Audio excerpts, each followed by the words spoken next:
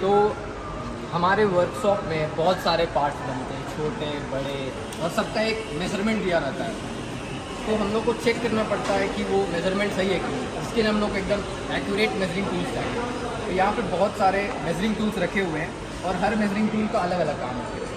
और कुछ का तो मतलब कुछ मेजरिंग टूल से हम बहुत सारे अलग अलग मेजरमेंट्स ले सकते हैं। जैसे कि मेरे हाथ में ये वर्नियर कैलिपर है, तो ये बहुत मस्त है। और इससे हम लोग इंटरनल डाया, एक्सटर्नल डाया और यहाँ तक कि गहराई भी नाप सकते हैं इस डेप्थ बार की मदद से। इसमें सारे रीडिंग्स दिए हुए हैं, जिस रीडिंग्स को हमें मैच करना होता है, देखना होता है, जिसके बाद हमें एक्यूरेट उसका डायमीटर पता चलता है। यहाँ पे माइक्रोमीटर रखा हुआ है, गियर टूथ कैलिपर रखा हुआ है, डेप्थ माइक्रोमीटर भी रखा हुआ है। तो सबका अलग अलग काम है, लेकिन सबका काम एक ही है, मेज़र करना। ये सारा पार्ट रखा हुआ है जो हम लोग बनाए हैं खुद मशीन में, और इसमें से आधा से ज़्यादा पार्ट जो देखने में लग रहा है कि अरे ये तो खरीदा हुआ, वो सब हम ही बनाए हैं। और यहाँ पे बहुत सारा पार्ट है, जैसे कि ये रीमर हो गया, ये ड्रिल बिट हो गया, ये क्रैंक शाफ्ट। तो ये जो जितना भी राउंड है ये ज़्यादातर बना हुआ है लेथ मशीन में। यहाँ तक ये कैंडल स्टैंड, ये भी एक रॉ मटेरियल था पहले। इसके बाद एक HS हाई स्पीड की टूल की मदद से हम लोग इसको शेप दिए थोड़ा और बन गया कैंडल स्टैंड। यहाँ पे अंदर में एक बोरिंग का ऑपरेशन किया गया था। भैया सही यूज़ नहीं बताया आप। इसका यूज़ नहीं, ये रीमर टेप बोले, आप क्या बोले ना। तो सबसे पहले एक रॉ मटेरियल था जिसमें हम लोग इस ड्रिल बीट की मदद से एक होल कर दिए, पर उस होल में फिनिशिंग आया नहीं। उसको फिनिशिंग देने के लिए हम लोग उसमें रीमर डाल दिए। अब रीमर से फिनिशिंग तो आ गया, पर उसके बाद पता चलता है कि उसमें थ्रेड काटना है। तो उसके लिए हम लोग यूज़ करते हैं ये है टैप। इसकी मदद से हम लोग थ्रेड काट देते हैं उसमें, और इतना ही है।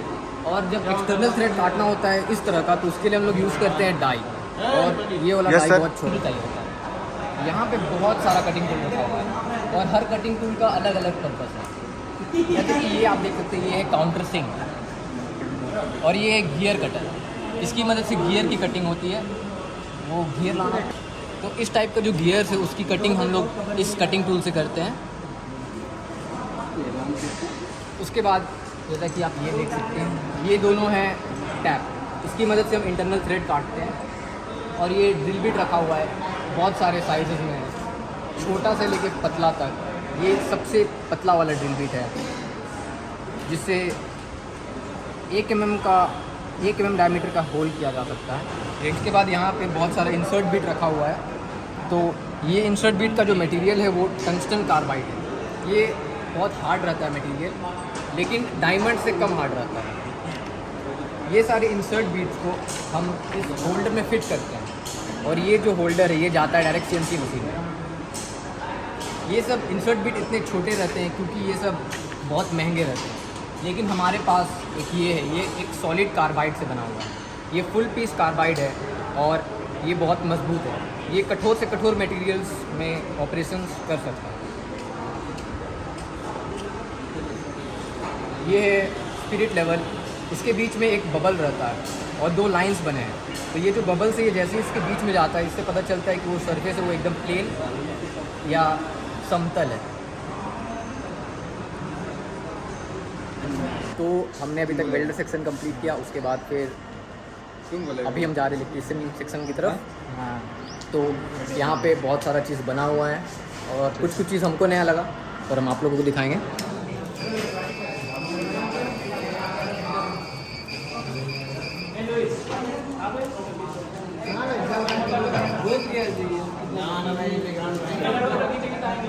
खत्म हो गया इसलिए नहीं, थोड़ा सेकंड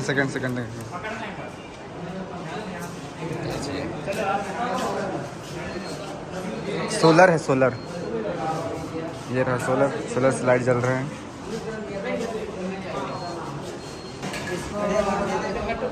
बनाया गया 15 फरवरी 2018 में। तो इसका मैक्सिमम हाई स्पीड है 180 किलोमीटर पर आवर। इसको चलाया जाता है 130 से 160 किलोमीटर पर आवर। इसको सेमी हाई स्पीड रेंज बोलते हैं। और ये फर्स्ट टाइम चला न्यू दिल्ली से वाराणसी। ट्रेन चलता है, ट्रेन डिस्प्ले मॉडल है, वर्किंग मतलब डिस्प्ले मॉडल है, वर्किंग मॉडल नहीं है। Thank you. ये इंजन है। ये इधर वाला था ना, ये साइड का 650। एक्सप्लेन करो यार। छत में कपड़ा या फिर धान वगैरह रखते हैं, और अगर पानी आता है तो ये आवाज़ करेगा, सिखाते हैं डेमो।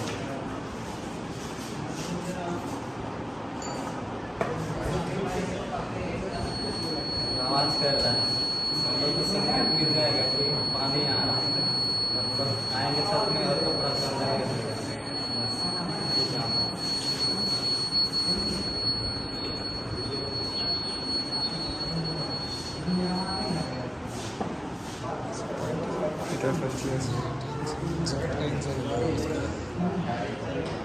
लाइट जल रही है यार।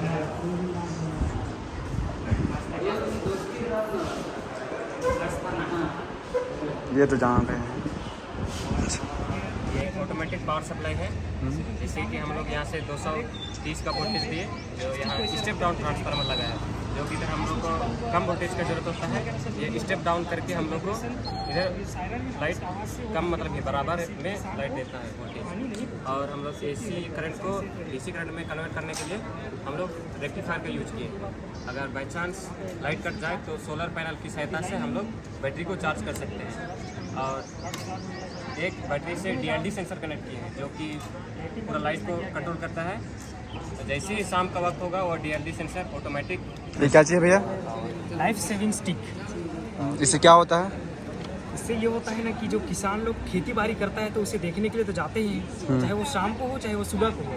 तो जाते समय जो रास्ते में काफ़ी लंबे लंबे घास वास वगैरह होते हैं, जिसमें घासों में छिपा रहता है सांप, कुछ भी अन्य जीव जंतु हैं, बिच्छू वगैरह, तो उनसे बचने के लिए इसका काम किया जाता है। जैसे कि वो जाएंगे इस प्रकार से जाएंगे, जो घास उसमें रहेगा, जो बिच्छू सांप, इसका वाइब्रेशन से और सायरन की मदद से जो आवाज़ आएगा, वाइब्रेट होगा, उससे वो डरेगा और वो साइड हो जाएगा वहाँ से, जिससे कि किसान का जान बच सके, जिससे कि किसान को ना डसे सांप।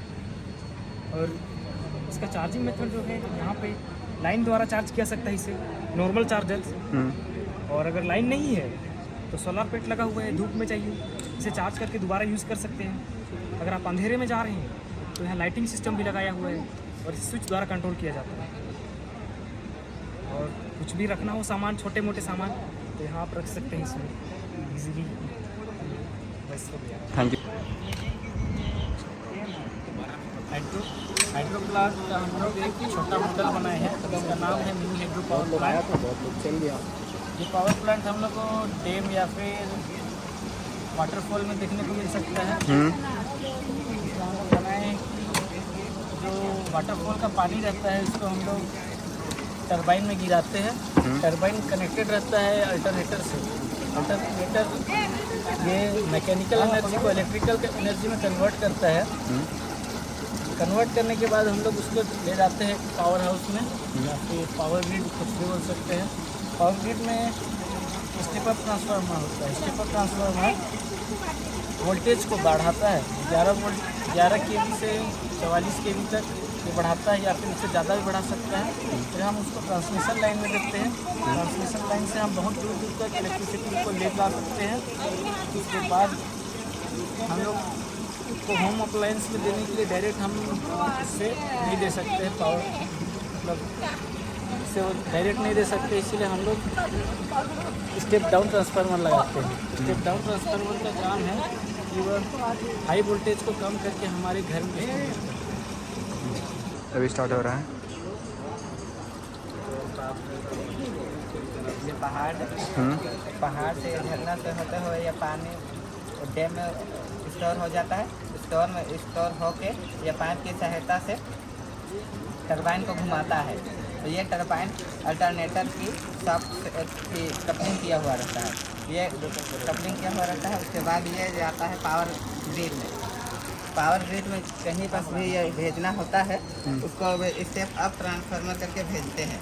उसके बाद ये कहीं जाना रहता है गांव घर में या कहीं शहर सब में भेजते हैं। तो ये जाता है स्टेप अप ट्रांसफार्मर होते हुए ये गांव में जाता है, तो स्टेप डाउन ट्रांसफार्मर लगा होता है। वहाँ से जाकर फिर ये गांव में जाता है, तो वहाँ डिस्ट्रीब्यूशन ट्रांसफार्मर लगा हुआ था। जिससे यह बिजली 220 से 440 वोल्ट तक देता है।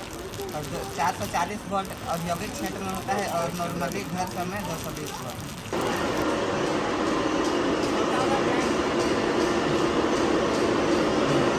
बताइए इसके बारे में। इसमें हम लोग यहाँ बाम डालते हैं, हाँ यहाँ बाम डालते हैं, यहाँ धोखा निकालते हैं, फिर इसमें माचिस मारते हैं। तो जब यहाँ ब्लास्ट होता है ना, तो ये ऐसा करता है, पीछे खींचता है, पीछे खींचता है, तो ये आगे वाला जो स्प्रिंग है हाँ खींचता है, खींचता है, हाँ। बाम फेंक देता है। ये सब हमने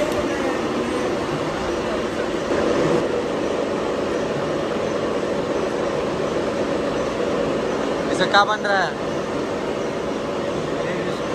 लेडीज स्क्रू दिखाते हैं, लेडीज स्क्रू कैसे बन रहा है। ये देखिए चार्ट में दिया हुआ है, ये बन रहा है लेडीज स्क्रू, देख सकते हैं आप लोग।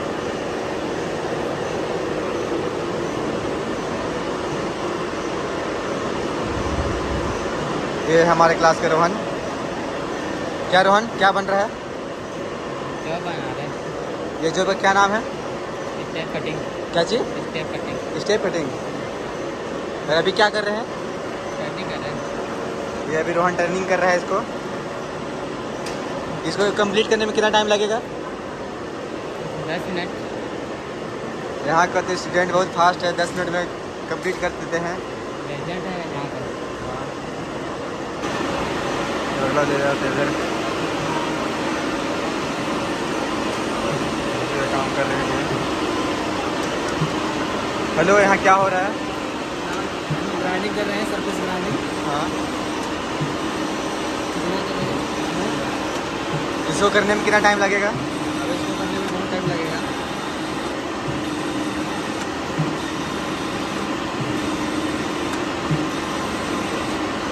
कितना mm तक पतला करना है इसको? हो गया। और कितना बस कर सकते हैं। सो गाइस, हमें अभी ले जा रहे हैं अपने क्लास की तरफ। ये हमारे अमरदीप गुड़िया है। क्या कर रहा है अमरदीप गुड़िया? क्या जी?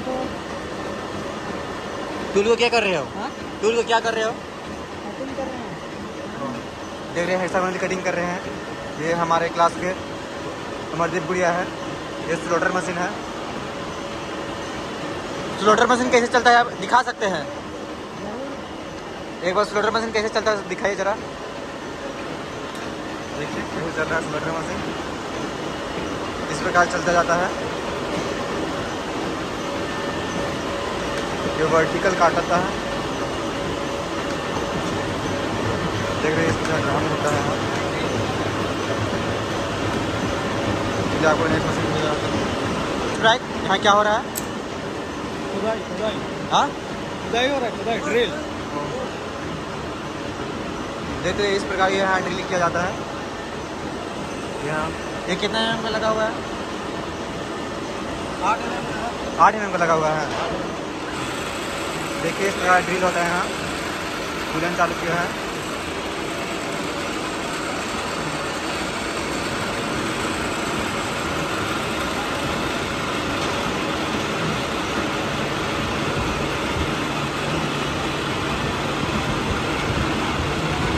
हेलो दोस्त, आप क्या कर रहे हैं यहाँ पे? स्क्वायर जब काट रहे हैं। तो हल्का जोर से बोलिए, मेरे ऑडियंस को आवाज़ नहीं सुना रहा है। ठीक है? स्क्वायर पे काट रहे हैं। ओ, जो समतल नहीं रहता है ना, हाँ तो उसको समतल करने के लिए कटा जा रहा है। फिर इसको समतल काट के वर्किंग करके फिर वो बीम ब्लॉक बनाना है। बीम ब्लॉक बनाना है। हेलो भैया, ये क्या है? हाँ,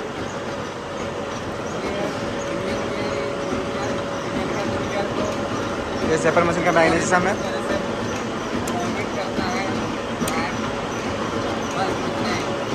जैसे आप इस प्रकार का देख रहे हैं, ये आगे पीछे हो रहा है, उसी तरह भी ये यहाँ दिखा रहा है। ये मैग्नेटिज्म है बना हुआ। ये मोटर लगा हुआ रहता, तो ये भी काम करता है उसी की तरह।